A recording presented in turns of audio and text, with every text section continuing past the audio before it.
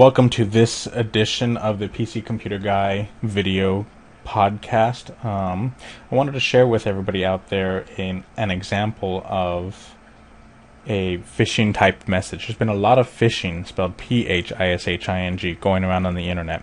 Phishing is something that a lot of people lately have gotten their accounts hacked, quote unquote hacked. It doesn't happen the way that most people think that it happens. There's no guy sitting in a basement somewhere with zeros and ones flying across his screen and a bunch of code going on. At least it's very rare that it happens that way. Most of the time when my customers have been hacked, what ends up happening is they submitted their information unknowingly somewhere on the internet.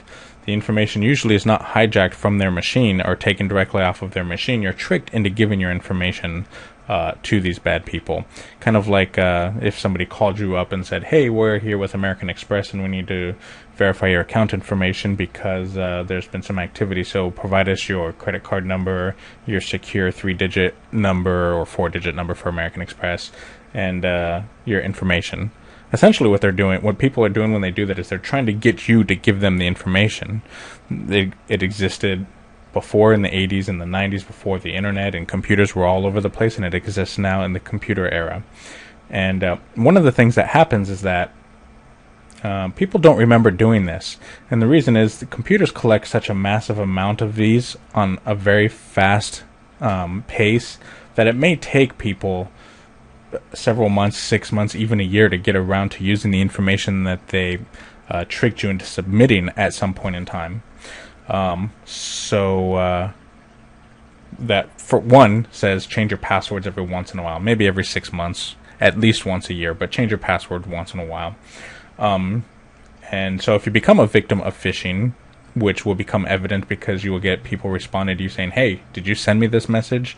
You need to change your password. If you have a good up-to-date antivirus on your computer, then there's probably nothing wrong with your computer.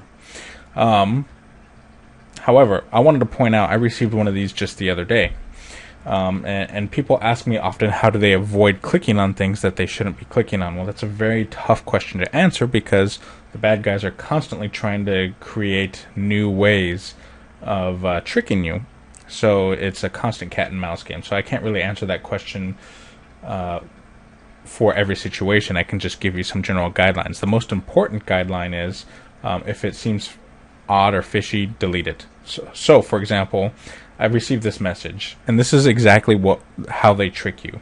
This U.S. Airways reservation. First, I didn't make a U.S. Airways reservations, and here's what they do. They send out this to 20,000 people. Well, maybe 100 of those people did make a U.S. Airways reservation. So, and the Bank of America is a good example.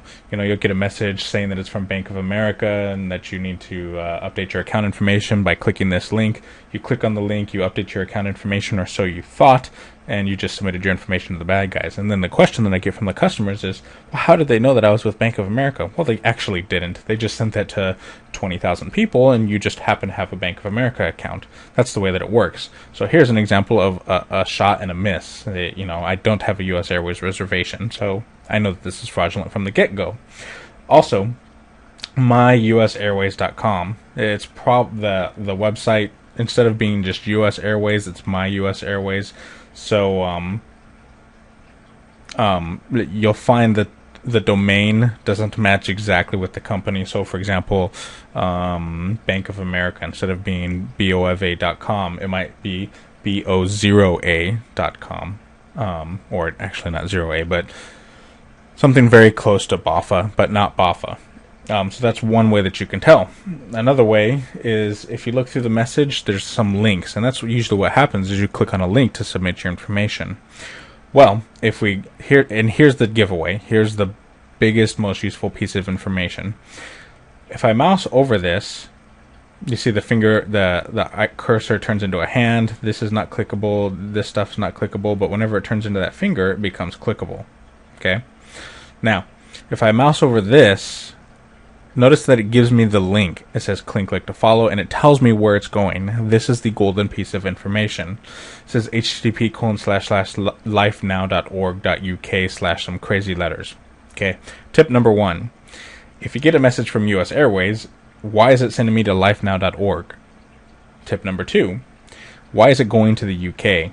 A lot of times, a lot of these hacking things are not in the States. So that's another clue. The domain .uk is not United States, it's United Kingdom. Also, after the slash, you notice some random sets of letters. A lot of times, if they are random, then like that, instead of being usairways.com/confirmation, you get this bgj blah blah blah /index.html. Now, as a computer person, I know that the .index.html is also bogus, because if it's a big corporate site, then it's not going to be an index.html file. It's going to be something else. Most people out there aren't going to catch that, though. So, since this link is taking you to somewhere bizarre, it's probably not a legitimate email. In fact, I can tell you that it's not a legitimate email. Now, don't be tricked, because you go down here. Oh, excuse me for 1 second. Sorry about that. You might fall for it, because if you go down here, notice it says usairways.com. So this is the legitimate link, but this is the illegitimate link. So just whatever link you're clicking on, try to see where it's taking you. Ironically, the phone call that I just got was from a customer who was a victim of this kind of phishing type stuff.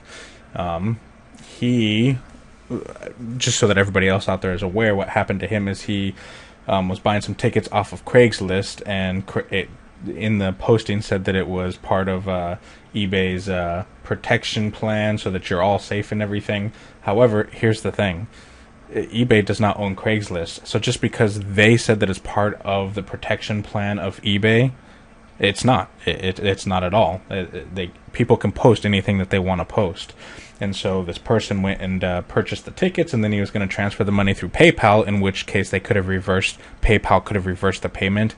However, he received a message from the people saying, "Oh, our PayPal account isn't working right now. Just wire us the money directly." The whole thing was a big ploy to get him to directly send the money, and to circumvent or trick him from doing it through PayPal, so that it could be reversed. And so it was a big scheme. That's all it was. And so he got burned for $500. So be careful for things like that. You have to be if things seem too good to be true, then they very possibly are, and use a lot of caution with things. If somebody says that there's a problem with their PayPal account, for example, then you say, "Hey, when you get that fixed, then I'll give you the money." There's just so many different ways that people try to trick you into giving them the information that they need, so you have to be very careful with all of that stuff. Let me show you also the same thing through Chrome. If I open this email right here, also if I mouse over in the lower left, right next to the start button down here, if I mouse over this, it tells you where it's going. Down in that lower left now, you should see the lifenow.org, so you can see through your web browser how to avoid that. Same thing for Internet Explorer for people. If I mouse over this, down in the lower left again, you see that lifenow.org. The reason why it shows you where the link is going, so that you can't be tricked into clicking on things, or at least it's not as easy to trick you.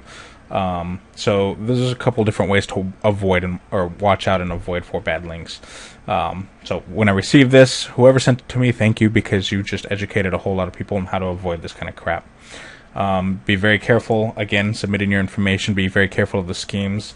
They will work things a lot of different ways to trick you into giving the information that they need. So hopefully this will help you out and save you some grief and hassle in the future. If you do get hijacked, change your email password. That'll probably take care of it. And happy computing. Until next time, thanks for listening. You can find me on the web, www.pccomputerguy.com. That's www.pccomputerguy.com. And there's many more tech tips, podcasts, videos, and other information. Also, if you need help in the local Indianapolis area or remote help, give me a call, 317-883-7224. That's 883-PCCG. Thank you.